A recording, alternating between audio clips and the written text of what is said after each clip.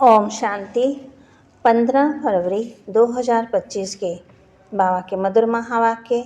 बाबा कहते, मीठे बच्चे, बाप तुम्हें दैवी धर्म और श्रेष्ठ कर्म सिखलाते हैं, इसलिए तुमसे कोई भी आसुरी कर्म नहीं होने चाहिए। बुद्धि बहुत शुद्ध चाहिए। बाप तुम्हें दैवी धर्म और श्रेष्ठ कर्म सिखलाते हैं, इसलिए तुमसे कोई भी आसुरी कर्म नहीं होने चाहिए। बुद्धि बहुत शुद्ध चाहिए। प्रश्न, देवाभिमान में आने से पहला पाप कौन सा होता है? देवाभिमान में आने से पहला पाप कौन सा होता है? उत्तर, अगर देवाभिमान है तो बाप की याद के बजाय देहधारी की याद आएगी, कुदृष्टि जाती रहेगी, खराब ख्यालात आएंगे। ये बहुत बड़ा पाप है। समझना चाहिए माया वार कर रही है, फौरन सावधान हो जाना चाहिए। ओम शांति। रूहानी बाप रूहानी बच्चों को समझा रहे हैं। रूहानी बाप आए कहाँ से हैं?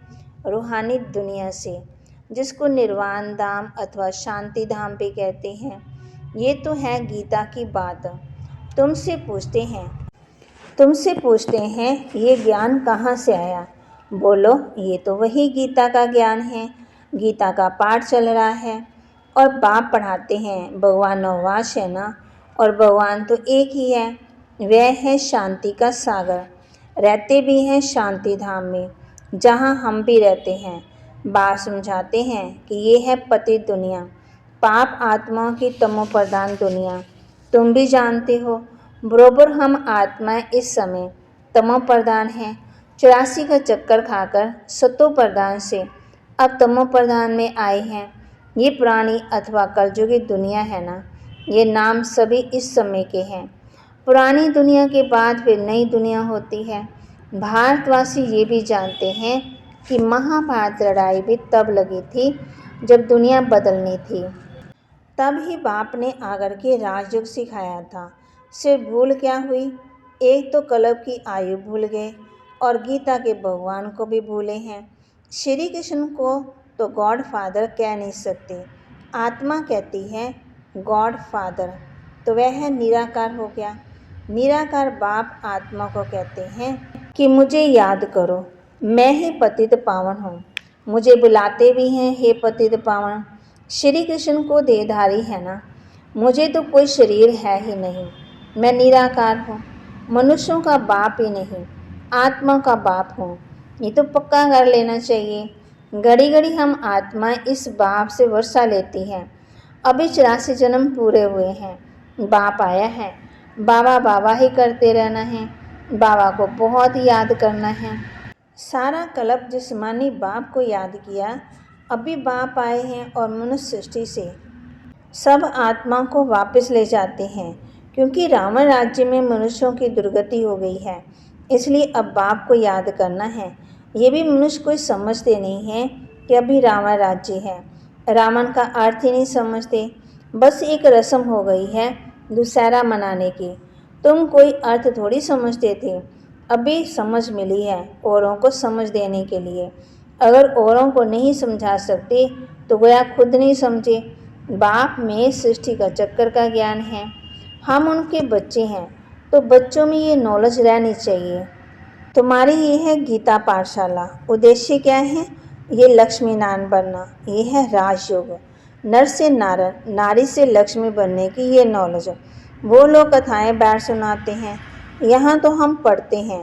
हमको बाप राजयोग सिखाते हैं। ये सिखाते ही हैं कल्प के संगम युग पर। बाप कहते हैं, मैं पुरानी दुनिया को बदल नई दुनिया बनाने आया हूँ। नई दुनिया में इन्हों का राज्य था, पुरानी में नहीं है। फिर जरूर होना चाहिए। चक्कर को जान लिया। मुख्य धर्म है 4।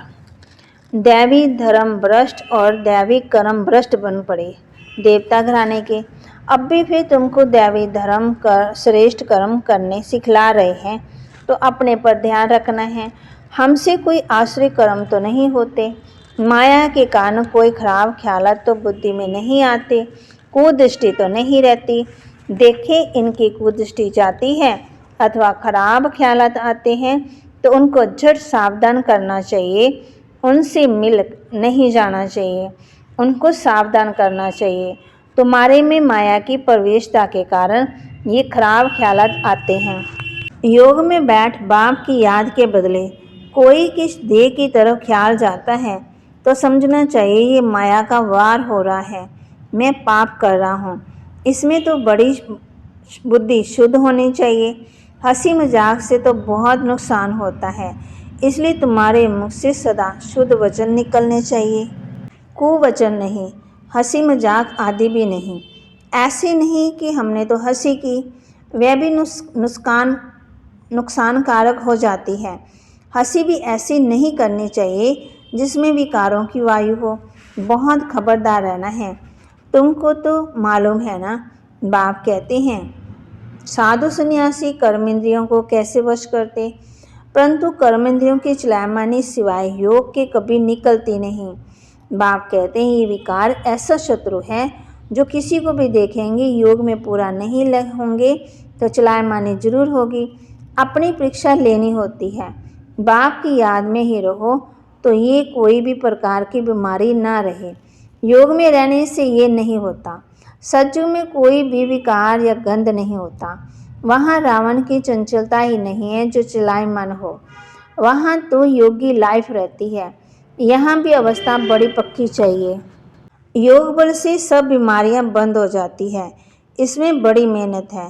राज्य लेना कोई मासी का घर नहीं है। पुरुषार्थ तो करना है ना। ऐसे नहीं कि बस जो होगा भाग्य से मिल जाएगा। धारणा ही नहीं करते गोया पाई पैसे की पदवी पाने लायक है। सब्जेक्ट तो बहुत होती है। कोई खेल में मार्क्स ले लेते, कोई कॉमन सब्जेक्ट में। ऐसे यहाँ भी सब्जेक्ट हैं, कुछ ना कुछ मिलेगा, बाकी बादशाही नहीं मिल सकती। वह तो सर्विस करेंगे तब बादशाही मिलेगी। उसके लिए बहुत मेहनत चाहिए। बहुतों की बुद्धि में बैठता ही नहीं है। जैसे खाना हजम नहीं होता, ऊंच पदवी पाने की हिम्मत नहीं, इसको भी बीमारी कहेंगे। तुम कोई भी बात देखते ना देखें, रूहानी बाप की याद में रहें, औरों को रास्ता बताना है, अंधों की लाठी बनना है। तुम तो रास्ता जानते हो। रचयिता रचना का ज्ञान, मुक्ति और जीवन मुक्ति तुम्हारी बुद्धि में फिरते रहते हैं। जो महारथी हैं, बच्चों की अवस्था में रात दिन का फर्क रहता है।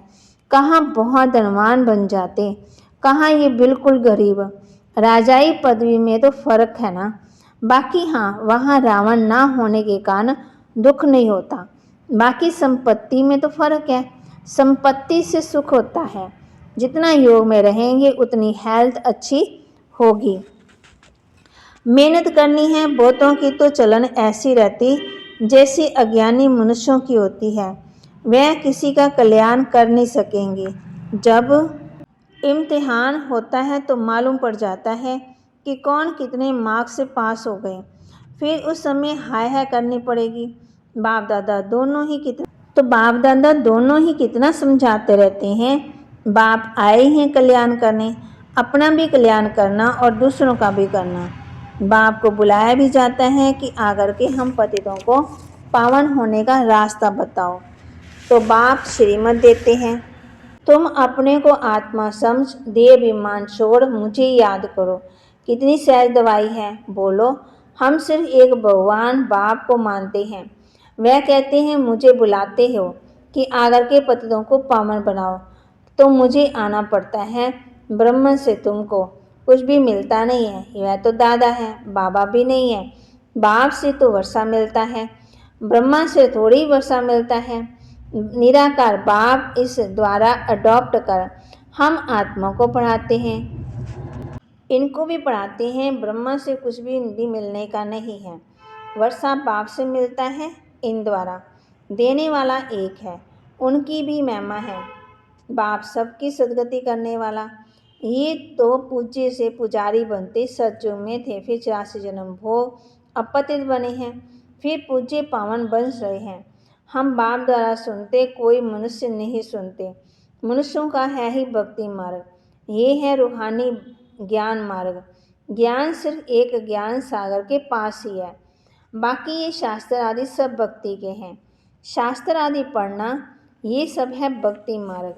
ज्ञान सागर तो एक ही बाप है। हम ज्ञान नदियाँ ज्ञान सागर से निकली हैं, बाकी ये है पानी का सागर और नदियाँ। बच्चों को ये सब बातें ध्यान में रखनी चाहिए। अंतर्मुख हो, बुद्धि चलानी चाहिए। अपने आप को सुधारने के लिए अंतर्मुख हो, अपनी जांच करो। अगर मुख से कोई कुवचन निकले या कुदृष्टि जाए तो अपने को फटकारना चाहिए। हमारी मुख से कुवचन क्यों निकले, हमारी दृष्टि क्यों खराब हो, अपने को चमाट भी मारनी चाहिए।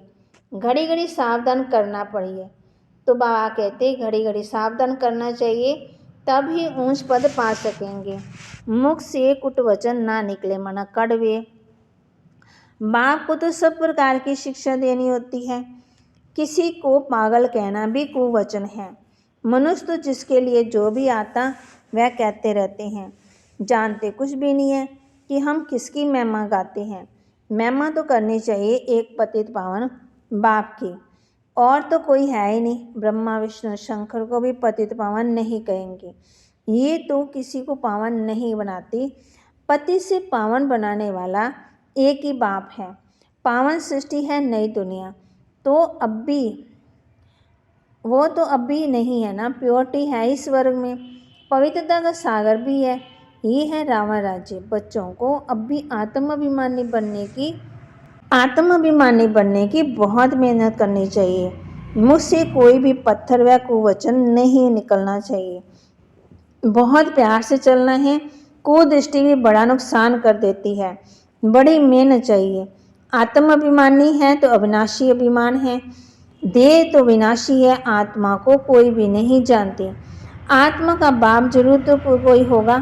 कहते भी हैं सब मित्र संबंधी भाई भाई हैं, फिर उसमें परमात्मा बाप विराजमान कैसे हो सकता है? जब कहते हैं आत्मा रूप में सब भाई भाई, हिंदू मुस्लिम सिख ईसाई सभी बाप कैसे हो सकते हैं? आत्मा इतना भी अकल नहीं है, सबका बाप तो एक ही है, उससे ही वर्षा मिलता, उसका नाम है शिव। शिवरात्रि भी मनाते हैं, रुद्र रात्रि या श्री कृष्ण रात्रि नहीं कहते। मनुष्य तो कुछ भी नहीं समझते, कहेंगे ये सब उनके रूप हैं, उनकी ही लीला है।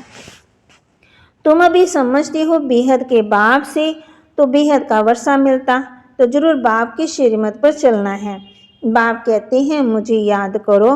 लेबर्स को भी शिक्षा देनी चाहिए, उनको भी कुछ कल्याण हो जाए, परंतु खुद ही याद नहीं कर सकते तो औरों को क्या याद दिलाएंगे। रावण एक दम पतित बना देते, फिर बाप आकर के परिस्था नहीं बनाते। वंडर है, कोई की भी बुद्धि में ये बातें नहीं है। ये लक्ष्मी नारायण कितना ऊंच परिस्थानी से फिर कितना पतित बने, इसलिए कहा जाता ब्रह्मा का दिन ब्रह्मा की रात गाई हुई है। शिव के मंदिर में तुम बहुत सर्विस कर सकते हो। बाप कहते हैं तुम मुझे याद करो, धर धर भटकना छोड़ दो, ये ज्ञान है शांति का। बाप को याद करने से तुम सतो प्रधान बन जाएंगे। बस यही मंत्र देते रहो। कोई से भी पैसा नहीं लेना चाहिए जब तक पक्का ना हो जाए। बोलो, प्रतिज्ञा करो कि हम पवित्र बनेंगे, तब हम तुम्हारे हाथ का खा सकते हैं, कुछ भी ले सकते हैं। मंदिर में तो बहुत ढेर आते हैं, फॉरेनर्स आदि जो भी आए उनके ये संदेश तुम दे सकते हो कि बाप को याद करो। अच्छा, मीठे मीठे सिकिलते बच्चों प्रति माता पिता बाप दादा का याद प्यार और गुड मॉर्निंग। रूहानी बाप की रूहानी बच्चों को नमस्ते। रूहानी बच्चों की रूहानी बाप दादा को दिलवा जान सिकवा प्रेम से नमस्ते। कभी भी ऐसा हंसी मजाक नहीं करना है जिससे विकारों की वायु हो हवा में फैले। अपने को बहुत सावधान रखना है, मुख से कुवचन नहीं निकालने हैं। आत्माभिमानी बनने की बहुत बहुत प्रैक्टिस करनी है। सबसे प्यार से चलना है, कुदृष्टि नहीं रखनी। कुदृष्टि जाए तो अपने आप को आप पे ही सजा देनी है। वरदान, निरंतर याद और सेवा के बैलेंस से बचपन के नाच नखरे समाप्त करने वाली वानप्रस्थी भव। निरंतर याद और सेवा के बैलेंस से बचपन के नाज नखरे समाप्त करने वाले वानप्रस्थी भव। छोटी छोटी बातों में संगम के अमूल्य समय को गंवाना बचपन के नाज नखरे हैं। अब ये नाज नखरे शोभते नहीं हैं। वानप्रस्थ में सिर्फ एक ही कार्य रह जाता है, बाप की याद और सेवा। इसके सिवाय और कोई भी याद न आए। उठो तो भी याद और सेवा, सोवो तो भी याद और सेवा। निरंतर ये बैलेंस बना रहे। त्रिकालदर्शी बनकर बचपन की बातें व बचपन के संस्कारों का समापन समारोह मनाओ, तब कहेंगे वानप्रस्थी।